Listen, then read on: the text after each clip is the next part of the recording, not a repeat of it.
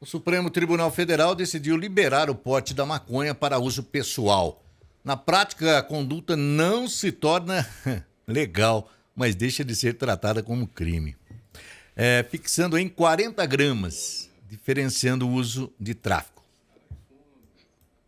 Se eu vender 10 gramas, eu vou preso. Se eu tiver no bolso com 40, muda tudo, né? Aliás, isso vai colocar... a justiça vai ter que trabalhar bastante. Tem muita gente aguardando o julgamento, porque foi pego aí com uma certa quantidade, ou 40 ou menos de maconha. Vai ter que soltar todo mundo, né? Vamos entender um pouquinho mais. Conversei ontem com o Dr. Fábio Alberto, advogado. Ele está aqui com a gente agora. Bom dia, Fabinho, tudo bem, doutor? Bom dia, Beto. Bom dia, Adalberto. Bom dia. Bom dia a todos os telespectadores, ouvintes da Saudades FM. É sempre um prazer estar aqui com vocês. É um assunto complicado esse assunto aqui, né? Porque muita coisa deve se desenrolar a partir de agora com essa mudança aí, né? Que 40 gramas de maconha no bolso de uma pessoa passa a ser tratado como se não fosse crime nenhum, não é, Fabinho? Exatamente, Beto. E, inclusive, o STF ele continua, ele tem um trabalho intenso ainda para a continuidade da tratativa em relação à questão das drogas, né? Então, o que nós temos hoje já decidido é a questão da descriminalização do porte de maconha, o que já tem até, inclusive, algumas discussões se é descriminalização ou despenalização. Mas isso é um assunto um pouco mais técnico e que também não vem à tona também.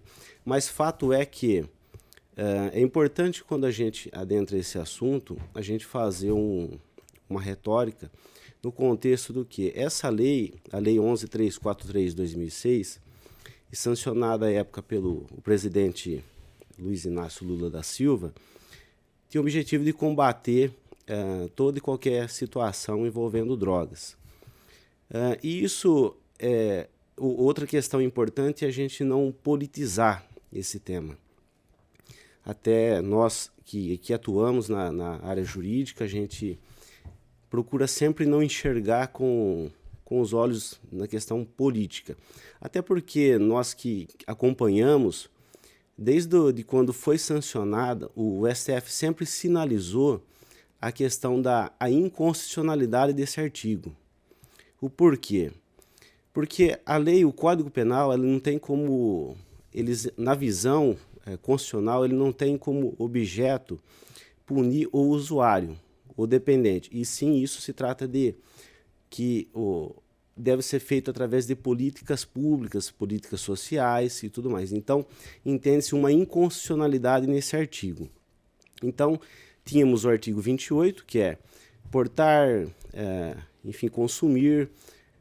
Esse sujeito, antigamente, ele era punido criminalmente, existia toda uma criminalização.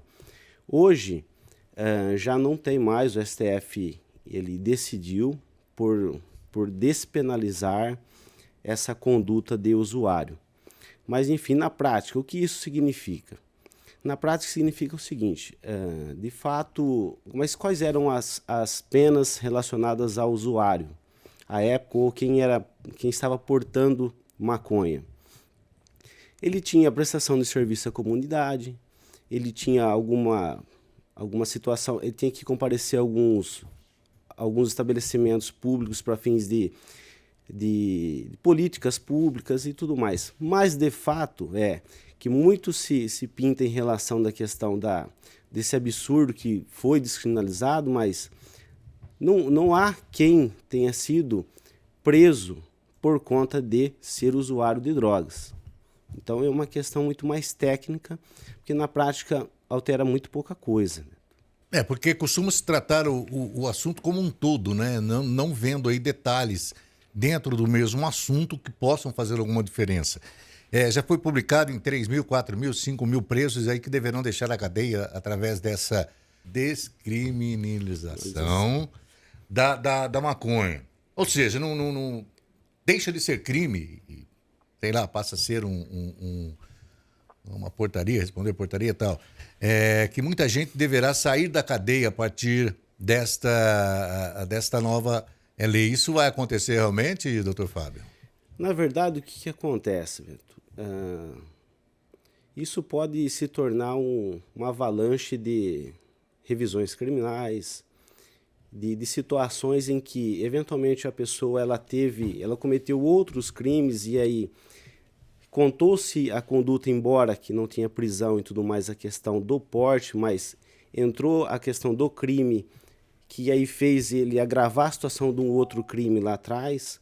Então, o que acontece? Isso pode ter um efeito muito grande para fins de que, se buscar lá atrás uma questão benéfica para o réu, para que ele seja beneficiado até por conta de uma situação no cumprimento de pena de um outro crime cometido, né? A gente tem ideia de que isso vai tumultuar muito os tribunais superiores, STF, enfim, mas isso é consequência, né? Sempre quando nós temos uma alteração de lei, um entendimento divergente pelas cortes, é fato, isso a gente sabe que vai acabar tumultuando. Mas, de fato, é que é um assunto muito delicado, muito novo, tem todo um regramento ainda para ser feito. O porquê? Hoje nós temos a seguinte situação, Beto. Polícia Militar aborda o sujeito e ali a Polícia Militar já identifica que ele tem uma quantidade, hoje, na condição de porte. Não é porque a Polícia Militar já identificou que essa quantidade ela é pequena que já vão liberar. Não. Isso depende de uma análise. Ele é conduzido à delegacia, até porque esse sujeito, embora esteja numa condição agora dentro desse parâmetro definido pelo STF, ele pode ser enquadrado no tráfico de drogas. Embora essa quantidade de drogas ela seja cobertada agora por essa benéfica, mas às vezes ele tem quantidade de dinheiro oriundos, porções divididas.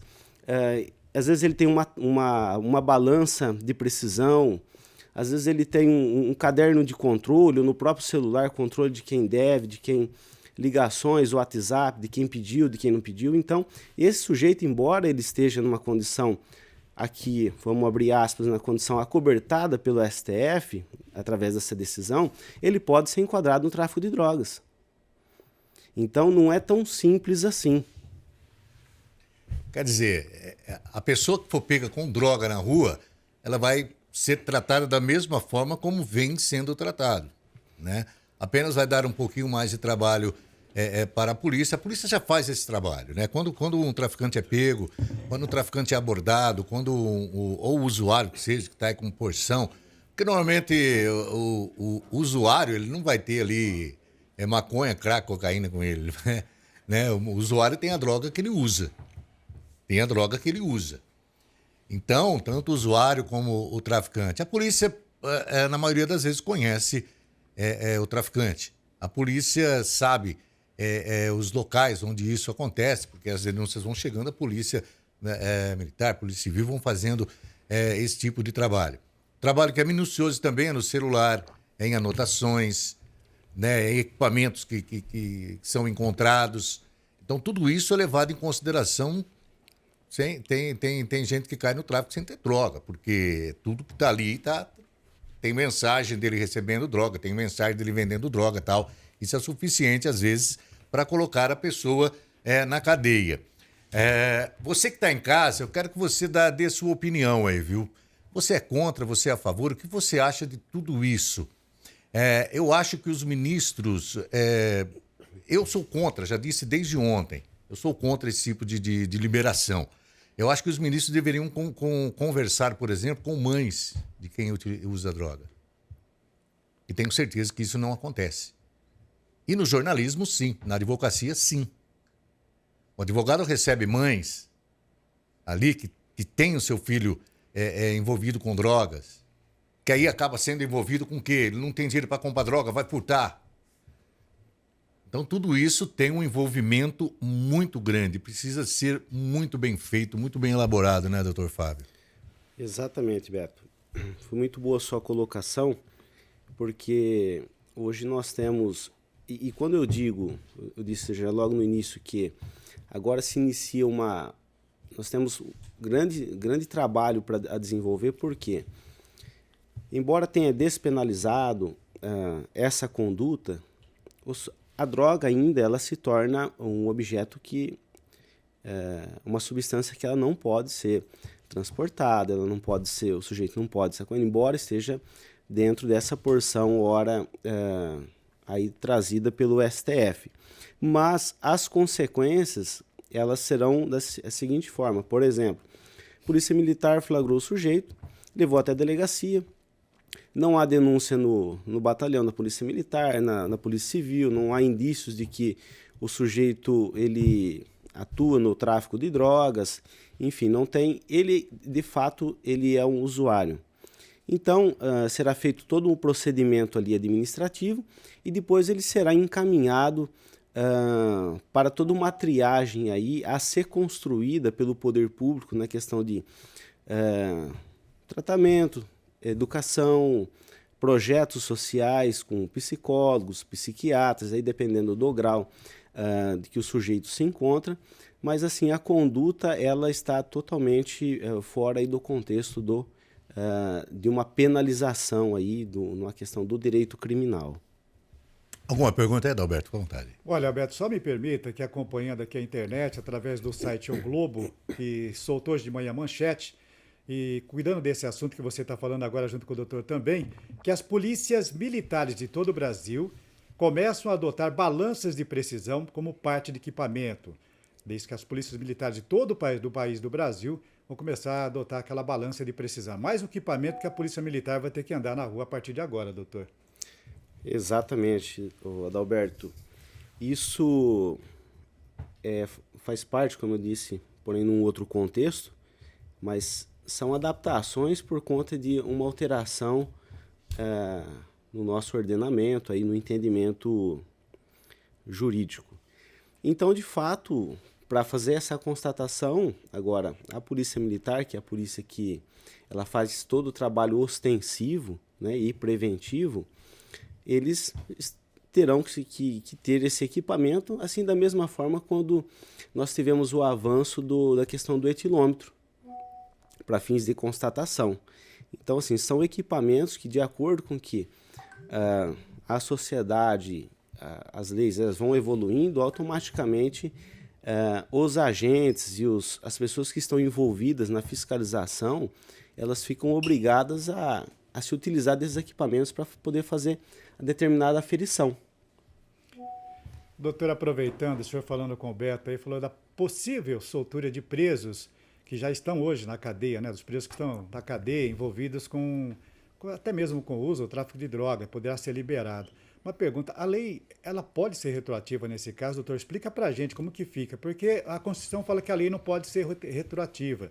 E nesse caso, por que ela soltaria, então, quem já está preso nesse caso? Pois bem, Adalberto, a lei ela só prevê uma possibilidade dela ser retroativa, quando é para beneficiar o réu. Então, o porquê? Eu volto a dizer que a sociedade está em constante evolução. E na medida em que, aí a gente presumindo uma evolução e que o ordenamento jurídico acompanha a sociedade, que para o momento determinada situação não é mais considerada crime, então se retroage para o sujeito que eventualmente havia cometido esse crime, e lá ele vai poder se beneficiar da lei vigente, ainda que seja por fatos anteriores. Ô, doutor, a gente sabe que toda lei deixa muita brecha, tá? Na hora que o advogado vai defender o seu cliente, o juiz tem que tomar alguma decisão e cada juiz entende de uma lei, entende de um jeito a lei. Nesse caso, doutor, aí a gente vê isso como muito confusa essa mudança que foi feita ainda, tá? Pelas alterações. O senhor acha que cada juiz pode ter uma sentença, pode ter uma abertura ainda sobre esse assunto? O tema ele é novo, né, Adalberto, e como eu disse, ele vai depender de muitas regulações e muitas discussões acerca desse tema. Mas, de fato, nós não temos dúvidas de que vai se ter uma boa...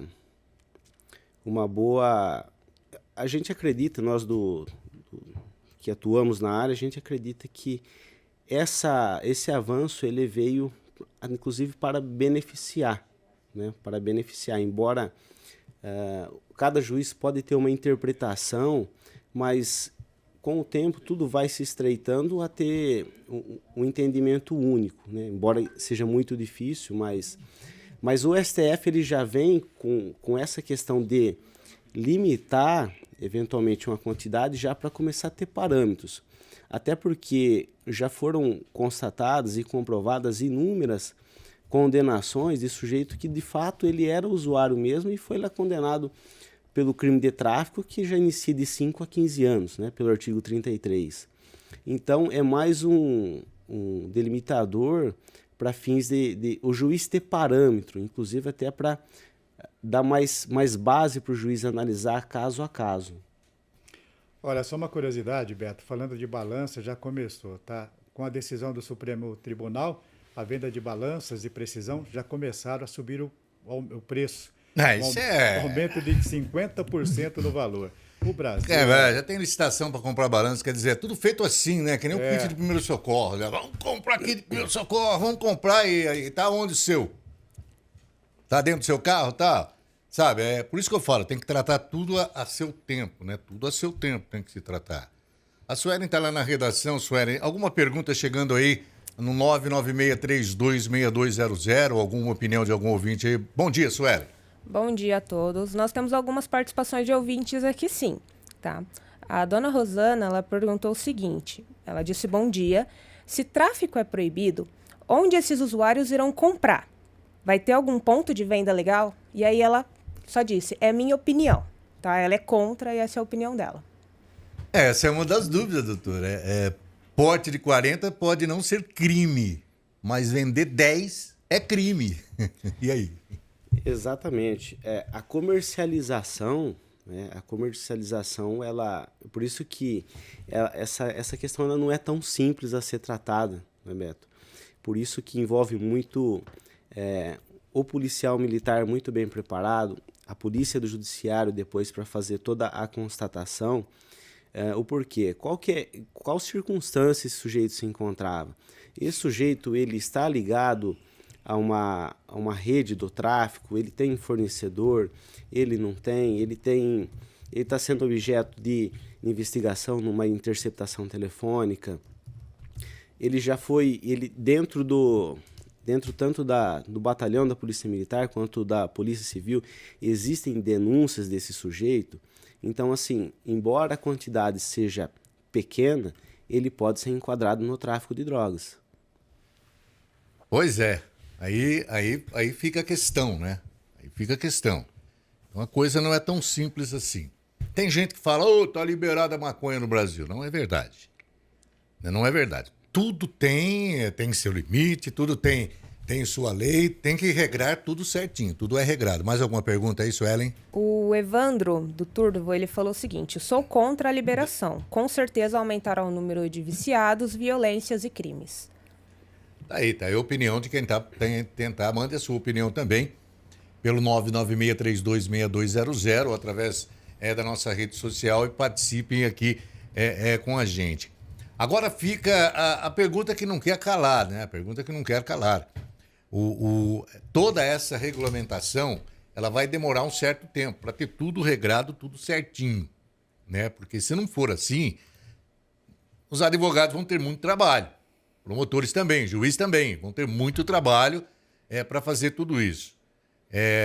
Quanto tempo, doutor, o senhor acha que leva para adequar tudo isso e para realmente começar a funcionar de acordo com essa nova determinação aí do STF?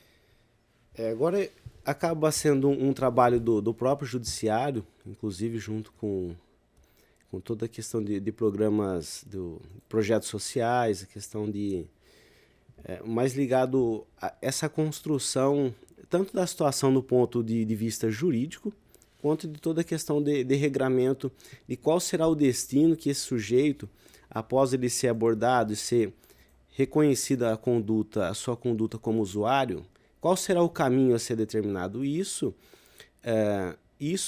não é o juiz que pode dizer, não é o promotor, não é advogado.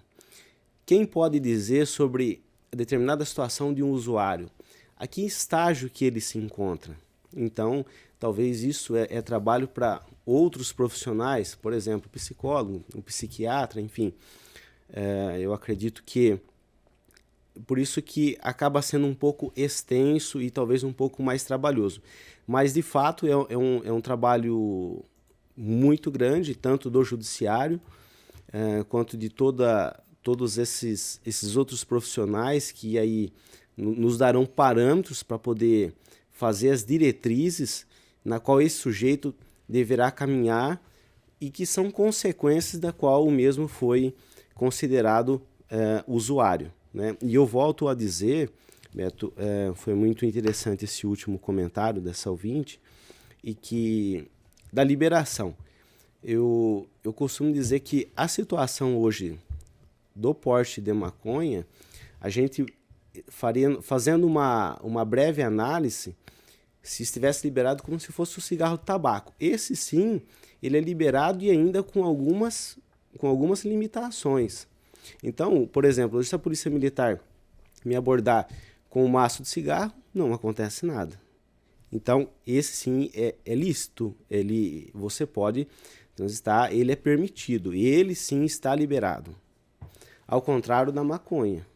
Se a polícia militar hoje me abordar e eu tiver uma pequena quantidade, eu serei levado até a delegacia e feito todo o procedimento, a droga será apreendida e depois eu ficarei sujeito aí às condições na qual eu disse agora aqui atrás, para depois programas educativos, enfim, toda essa questão aí que há a ser regulamentada ainda. Então, existe uma grande diferença entre liberação. A maconha não está liberada. Tá? Liberada, por exemplo, hoje o tabaco, e olha lá, nós temos algumas limitações, não pode vender para menor de idade, não pode fumar em determinados lugares. Então, esse conceito talvez tenha sido objeto político, né? Na qual há liberação e tudo mais. Então, assim, nós não podemos misturar a questão política com a questão jurídica. Roberto, deixa eu aproveitar, por curiosidade, eu não faço ideia quanto que dá 40 gramas aí de maconha. Tá? Perante o cigarro que se fuma velho estabelecido, quanto pesa um cigarro, por exemplo, Roberto, para ter uma ideia? 40 gramas deve dar cerca de 10 cigarros, 15 cigarros. 15 cigarros, mais ou menos. Não sei quanto pesa um cigarro, depende do tamanho também do cigarrinho do capeta, como a gente chama, né? Esquisito. Mas se usar, por exemplo, uma grama, dá 40 cigarros aí, dá 2 maços de cigarro que hoje é liberado no Brasil. É uma coisa muito complexa. Por quê? O STF determinou aqui, não vai ser mais crime. No entanto, o porte pode ser crime. Quer dizer, está tudo meio enrolado ainda. Por quê? Se você for pego com 30 gramas de maconha no bolso pela polícia, você vai ser levado à delegacia. O que vai acontecer com essa droga? Essa droga ela vai ser apreendida, né? E existem alguns protocolos, Beto, que continuarão sendo. Até porque, por exemplo, não basta a polícia apreender, independente da quantidade, vamos falar tanto do porte, o usuário, quanto do traficante. Enquanto se não tiver uma análise da polícia científica que faz ainda que seja um laudo prévio, nenhuma conduta, a polícia não pode executar nenhuma medida em face do sujeito, porque não foi constatado. Então, existe todo um exame prévio na questão de reações químicas e tudo mais, na qual é constatado. Mas, de fato, o sujeito é conduzido à delegacia, é feita uma pré-análise no material, e essa droga ela já é apreendida, é feito aí feito o boletim de ocorrência, e depois esse sujeito será direcionado aí às questões socioeducativas, na qual a lei venha a ser regulamentada futuramente. Doutor, cada caso é um caso. Por exemplo, ela foi preso 2, 3, 4 vezes portando aí a droga. O senhor disse que não importa a quantidade. Será levada até a delegacia, lá vão fazer todos os procedimentos que são necessários. Aí, de repente, um dia a pessoa acaba sendo pega com um pouquinho a mais dos 40 gramas, 50, 60 gramas. Tudo envolve ou cada caso é um caso? Ele será julgado por todos de uma vez só? Cada situação, Adalberto, é individualizada, né? Por exemplo, o sujeito ele foi pego em 2 situações em que foi constatada a questão de usuário e tudo mais, e uma ele ultrapassa. Ele vai estar sujeito aí a toda a questão de averiguação, investigação e tudo, e aí no parecer depois do delegado, da autoridade policial, será apreciado, vendo a situação se será o tráfico de drogas ou não. Então, assim, cada conduta é analisada de forma individualizada. Perfeito. Vai ser preciso aí estudar muito. Isso bom é que a polícia não deve mudar a sua forma de agir. A gente vai até tentar falar com o capitão Lopes sobre esse assunto. É um assunto complicado, não sei se a polícia ainda está liberada para comentar esse assunto, que tudo é muito novo ainda, mas creio eu, em primeira mão, que não deve mudar muito, não.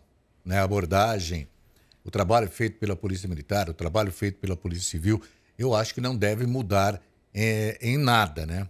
Em nada. Então não pensa você aí que a droga está liberada, não. Quem estiver pensando assim vai estar errado. Tem mais alguma pergunta aí, Suelen? A gente tem aqui mais 2 comentários. A Sandra disse que ela não concorda, que é um absurdo, que essa droga veio para destruir as famílias e que Deus tenha misericórdia das pessoas que estão tentando aprovar essa lei. E ele não falou o nome, mas ele disse que na Eslováquia é crime a partir de 1 grama e que ele é totalmente contra essa lei no Brasil. Então, o brasileiro, na sua grande maioria, ele é contra, né? Muita gente... a gente não pode cometer o erro de chamar de liberação, né? Esse é um erro que nós não podemos cometer, principalmente nós como jornalistas, né? A liberação não é isso que aconteceu, que o STF aprovou, né? Ele não vai criminalizar, vai tratar de outra forma quem tiver até 40 gramas. Né? Então, não existe liberação. Quem pensar nisso vai ter problema com a justiça, doutor. Exatamente. Não há liberação, como eu disse anteriormente, e todo o procedimento policial, como você muito bem disse, Beto, ele de fato ele não vai ter muita alteração. A polícia vai continuar com os protocolos que sempre foram realizados, a questão de averiguação, toda a constatação aí no momento da abordagem. Então, assim, de fato, essa questão não irá sofrer nenhuma alteração. Mas é oportuno a gente sempre trazer o porquê que o STF, qual foi o entendimento, qual foi a linha de entender essa questão da despenalização ou da descriminalização, como a gente vem tratando. É que ele entende que o Código Penal ele não pode ser objeto de punição para o usuário, né? Que isso é uma questão inconstitucional e que quem deve fazer isso são, eventualmente, os entes públicos, enfim, e que o Código Penal não está para punir o usuário, e sim ser feito políticas públicas e tudo mais. Então esse foi o entendimento central do STF, na qual eles já vinham discutindo e já vinham se manifestando há muito tempo já isso aí em Brasília. Tem mais pergunta aí? Pode passar para a gente aí, Suelen. Tem mais pergunta aí? Quem está fazendo pergunta aí? O Theo? Isso. Então manda ver. Teodoro Marichen está perguntando: aonde o usuário vai comprar o porte permitido? Como vai ficar o tráfico? Essa é a dúvida que todos têm, né? Porque é a confusão que está dando isso daí, né? Entre liberar e descriminalizar. Então é aí que está o maior X da questão. Né, doutor? Exato. Partindo desse ponto, nós temos 2 situações. Nós temos 2 sujeitos. Um que é o usuário, o outro que é o traficante.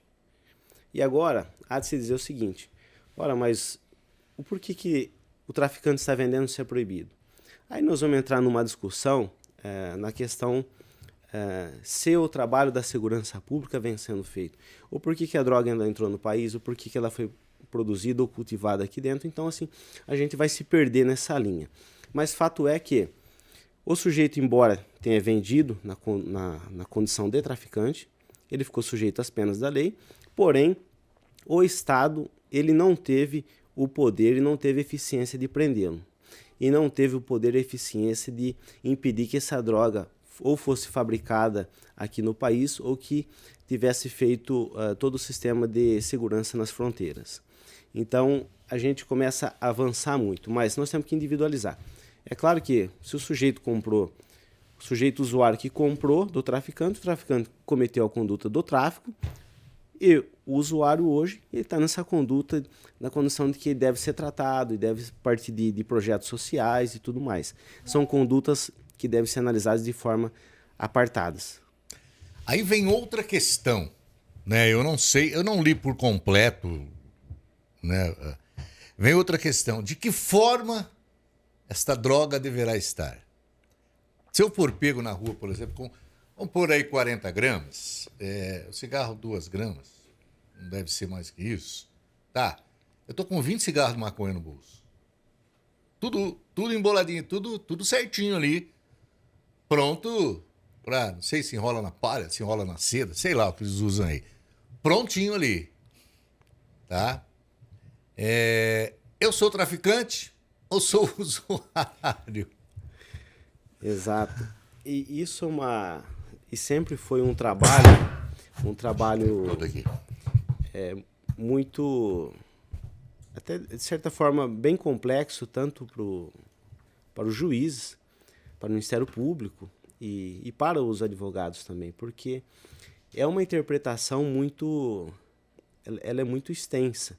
Porque o que é o traficante? Quem que está traficando? Agora, o sujeito, muito bem, ele pode ter preparado esses cigarros e, eventualmente, a gente não sabe o quanto que ele usa, o quanto que ele fuma, e talvez ele fume tudo aquilo no dia e ele está saindo de casa e vai voltar só no final do dia. Ou esses cigarros vão ser objeto também de venda e aí ele comete a conduta do tráfico. Então, por isso que, para se constatar a conduta de usuário e ou de traficância, exige uma análise muito mais aprofundada. E essa análise está ligada com todo o sistema das autoridades policiais, enfim, a Polícia Militar, que faz todo o trabalho ostensivo e preventivo, a Polícia Civil, para fins... Qual que é a situação do sujeito? Olha, foi encontrado com tantos cigarros, mas quem é ele? Há denúncias, não tem... É feito todo um levantamento ali de momento para ver qual será o destino desse sujeito aí, o que eventualmente ele irá responder ou se não irá responder, e vai ficar só numa conduta de infração administrativa, como vem se tratando muito agora. Então é bem complexo isso, é bem complexo essa questão de você individualizar. Antes já era difícil. Quem é o usuário e quem é o traficante? Muita gente foi condenado, sendo usuário condenado na conduta do tráfico, e muitos foram sendo traficante, conseguiu de uma forma ou outra manusear para usuário e trazer condutas que fizesse o juiz entender que era usuário. Aí, normalmente o traficante, o grandão, estamos falando dos cabeças aí, não usam droga, eles não são tonto, né? Eles não são besta que nem o cara que compra e usa, né? Mas muita coisa, vai dar muita dor de cabeça, né? Vai ter muito advogado discutindo aí. Não, mas meu cliente estava aí. Não, mas meu cliente. Não, mas ele estava vendendo. Não, essa discussão vai aumentar aí muito a cabeça do juiz, principalmente, né? Porque hoje toda pessoa que é detida e antes de ir para a cadeia ele tem audiência de custódia. Eu imagino essas audiências de custódia, como vai ficar, doutor Fábio? Vai virar um bolo na cabeça do juiz. Isso daí. Ele vai ter que ler lá, ele vai ter que definir se o cara vai para a cadeia como traficante ou se o cara vai ser liberado como usuário. Quando esse sujeito ele é encaminhado, por exemplo, a Polícia Militar encaminhou o sujeito à delegacia e o delegado será, vamos tratar ele como o pivô da situação.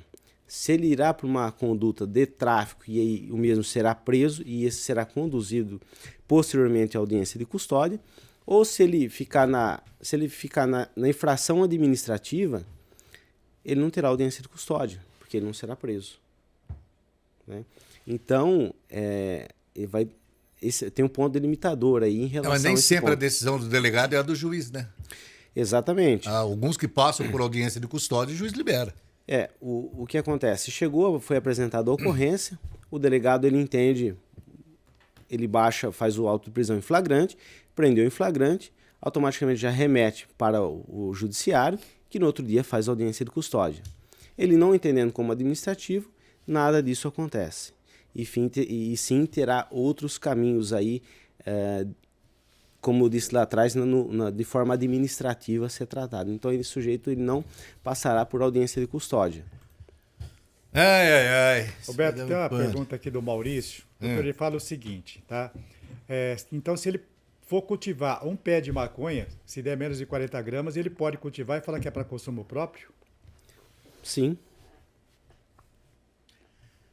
Então, é complicado tudo isso. Né? O pé de maconha tem que estar dentro do peso. Parece que é 6 pés. Né? Exatamente. Exato. E... A lei fala de quantidade de pé? Não, ela trata... Complicado. Tá complicado. vendo? É uma outra situação, como o Adalberto trouxe, que, constatada a situação, o que tem que ser feito? O local ser resguardado e aguardar a perícia. Perícia, constatação, foto. E mesmo recolher assim o vai material. ser retirado e apreendido. Vai ser apreendido e aí, depois, de repente, o delegado vai entender, vai fazer seu entendimento posteriormente, enfim.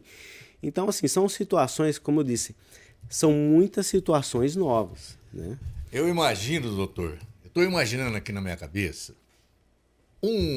a polícia, vamos contar uma história aí. Polícia Militar abordou o cara Natal, tem 30 gramas de maconha. Tá, vamos para a delegacia. Chegou lá, pesado 30 gramas. Ó, doutor, eu sou usuário, tem aqui os papelzinhos até que embora a grana, tal, não sei o que tem. Tá, ele caiu aí como usuário, tá? O delegado chega, ó, pode pegar tua droga e levar embora. Que é isso que vai chegar. Depois de uma análise, continuar nesse andamento, né? A gente vai ser obrigado a ver a polícia liberando o cara que tem maconha com ele. É o ponto que vai chegar, doutor. De fato, hoje a situação qual que é? Embora seja reconhecida a conduta de usuário, ainda a substância, ela é ilícita, ela não... O que acontece? Essa droga vai ser apreendida e tudo mais. Sim, é aí que eu falo. A gente tem que tirar de circulação a liberação e colocar a descriminalização. Então é isso que é dentro disso que a gente tem que tocar o barco, senão todo mundo vai ficar louco. Então, se você for pego com droga na rua, não importa a quantidade, você vai perder a droga. Ponto. Passou de 40 gramas, você vai para cadeia. Ponto. 40 gramas para baixo, você não vai para cadeia, você não vai responder como crime. É a única coisa que muda, para ser bem claro. Né, doutor? Tô certo ou me corrija se eu estiver Exatamente. errado? Foi bem claro, Beto. É isso mesmo. Mais alguma pergunta aí? Mais alguém querendo tirar alguma dúvida? Acho que foi muito Por bem aqui pelo explicado, Facebook, né? não. Sim, claro. Certo. Aqui. Tem uma pergunta boa. Fala, A Sueli. Elisângela, ela quer saber com relação ao exame toxicológico das CNHs D e E. Com essa nova modificação, se vai ter alguma modificação nesse detalhe também. Aí, velho. Pô, vai fumar um. Se cigarrinho do ele, se ele capeta, vai fumou, fazer exame se ele fumou menos de 40 gramas, tecnicamente ele não estaria fora da lei, né? Não, Sabia, né? o cara que fumar 40 gramas, ele morre, pô. É muita droga, penso eu, né? O cara que... meu Deus. Tem alguma coisa sobre exame toxicológico? Quer dizer, ele vai repetir. Vai passar. Exatamente. Na verdade, são situações diferentes. Quando a gente trata essa questão do toxicológico para fins de exame de trânsito e tudo mais, a gente vai seguir a regulamentação do Detran na conduta de que se o sujeito independente, ele não... essa quantidade que foi constatado é o do usuário. Tá, mas ele não está apto a passar por esse teste, esse protocolo para fins de dirigir. São situações totalmente aí diferentes. Né? Uma coisa é tratar o usuário, outra coisa é a questão do sujeito que vai dirigir e tudo mais. Pois é. Acho que deu para a gente entender um pouquinho mais aqui, né, sobre descriminalizar porte de maconha até 40 gramas. Descriminalizar e não liberar, tá? Não liberar. Você que tava dando risadinha, que acha que ia andar com cigarrinho de maconha na orelha e não ia acontecer nada? Acontece sim. Acontece sim. Então não vai ter esse negócio aí de liberar. Eu já vi gente na internet, vou pôr um cigarrinho atrás da orelha, vou passar na frente da polícia. Vai. Vai lá, põe na orelha e passa em frente da polícia pra você ver só. Doutor Fábio, muito obrigado mais uma vez pela presença. Foi muito bom o bate-papo. Eu acho que a entrevista valeu para tirar dúvidas de muita gente que está nos acompanhando, doutor. Eu que agradeço, Beto. Agradeço ao Adalberto também, a todos os ouvintes. E estou sempre à disposição. É sempre um prazer estar aqui com vocês.